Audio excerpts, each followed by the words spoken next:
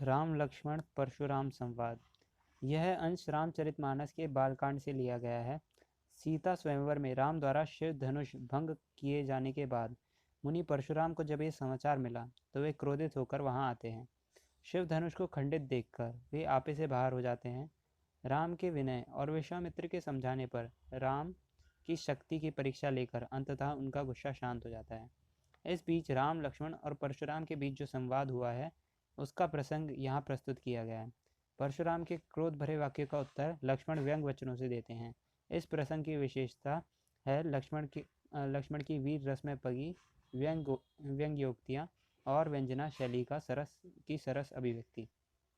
राम लक्ष्मण परशुराम संवाद।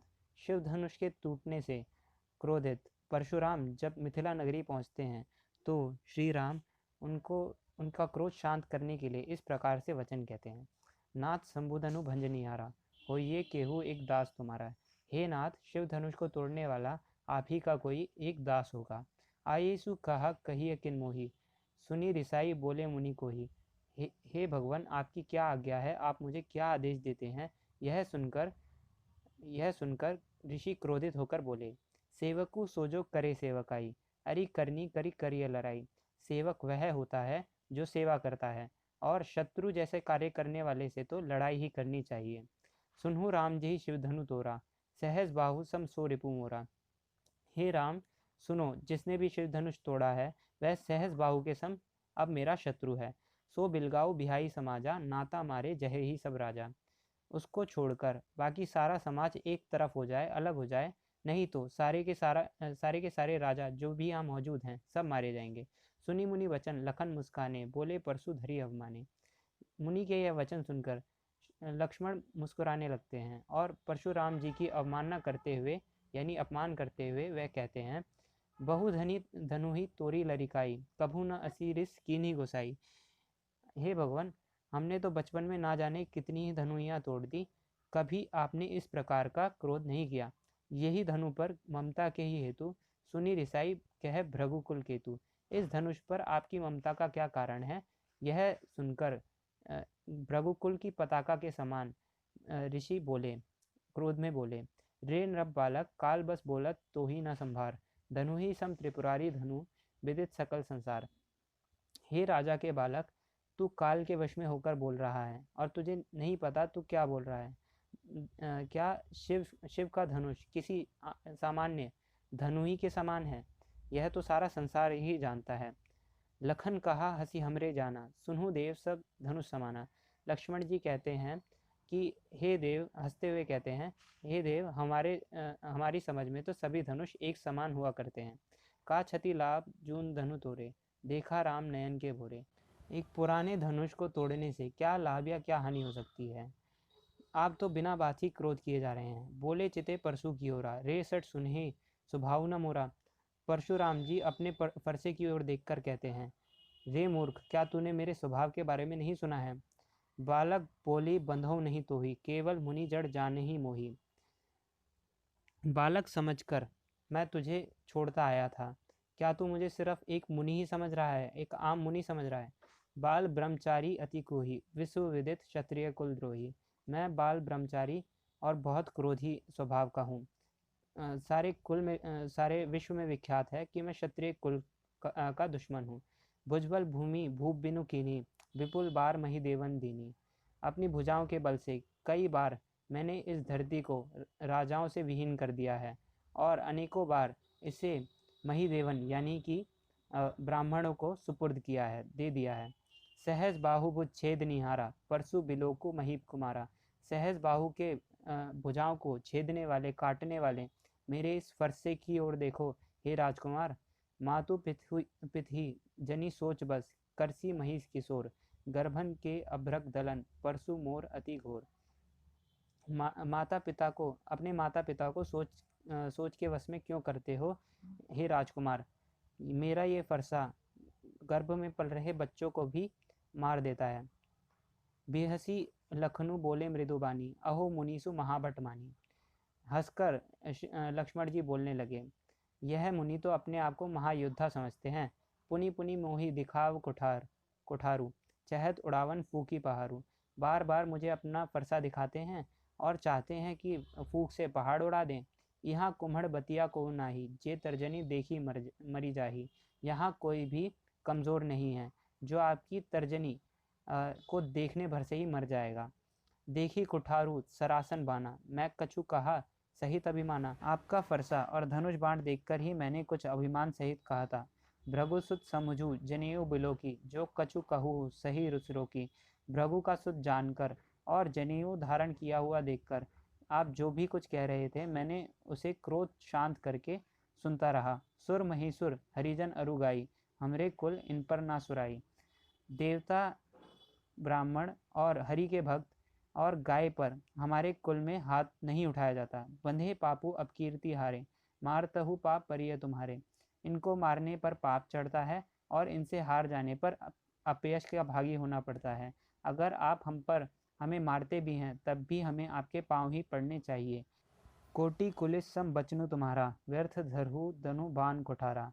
आपका एक एक वचन हजारों वज्रों के समान है। आपने व्यर्थ ही धनुष बाण और कुठार रख रखा है। जो बिलोकी अनुचित कहेहु, क्षमहु महामुनि धीर। हे हे धीर महामुनि, मैंने अगर कुछ अनुचित कहा हो तो उसके लिए मुझे क्षमा करें। सुनी सरोष भृगुवंश मुनि, बोले गिरा गंभीर। यह सुनकर क्रोध के साथ भृगुवंश की मणि के समान परशुराम जी अपना गंभीर त्यागते हुए बोले, कौशिक सुनहु मंद यहु बालक, कुटिलु कालबस निज कुल घालकु। कौशिक यहाँ पे उन्होंने विश्वामित्र को कहा है। उन्होंने कहा कि हे विश्वामित्र सुनो, यह बालक कुबुद्धि और कुटिल है, जो काल के वश में होकर अपने ही कुल का घातक बना हुआ है। भानुवंश राकेश कलंकु, निपट निरंकुशु अबुधु असंकु।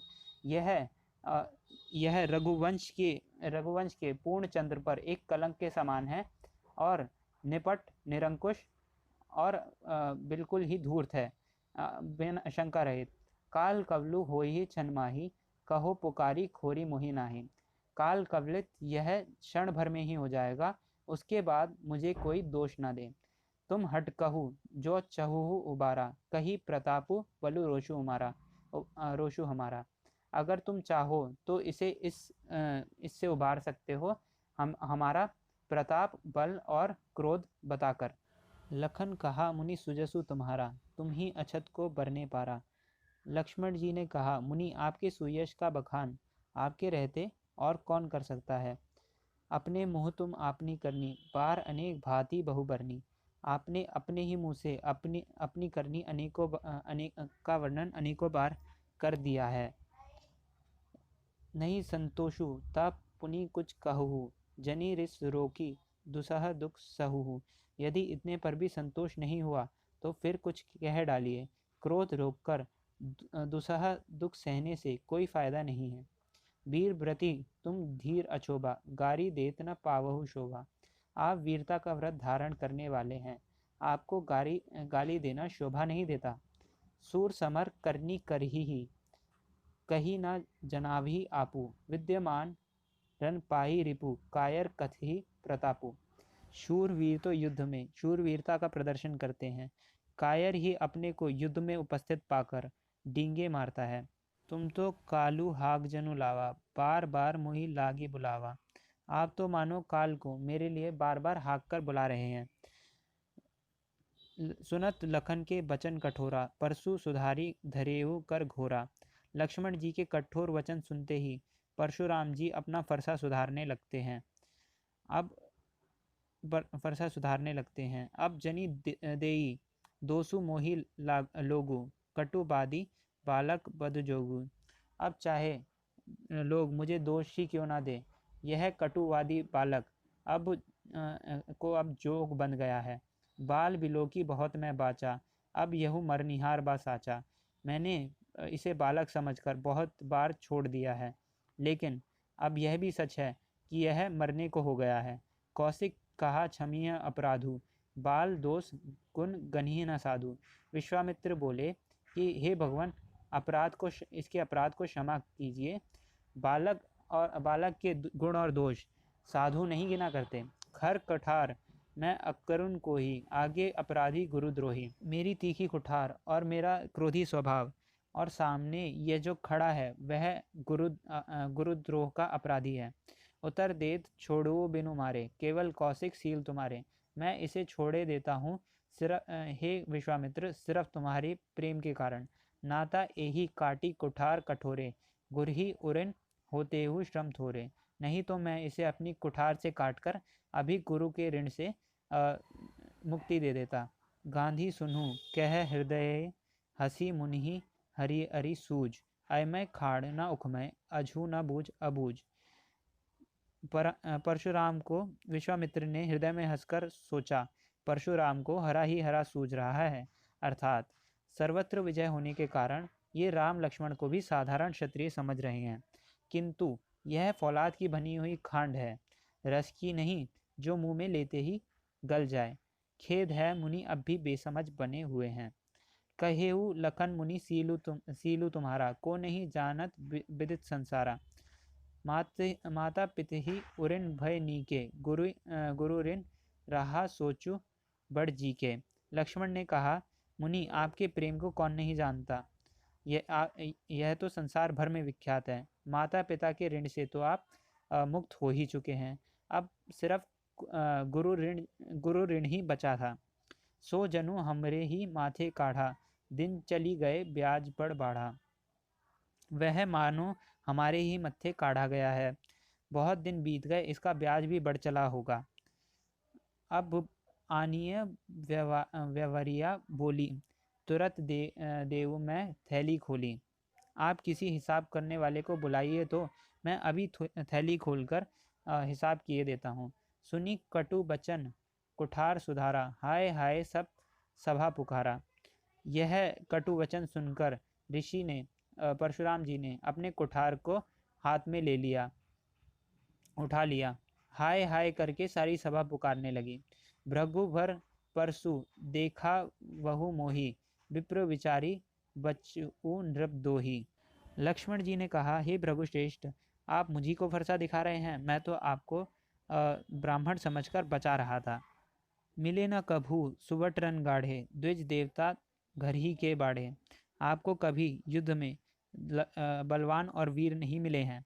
अनुचित कही सब लोग पुकारे, रघुपति सहनीय लखनऊ नेवारे। यह सुनकर सारी सभा अनुचित पुकारने लगी। रघुनाथ जी ने लक्ष्मण जी को इशारा करके रोक दिया। लखन उतर आहुति सरिस भृगुवर कोपु कृसानु, बढ़त देखी जल सम बचन बोले रघुकुल भानु।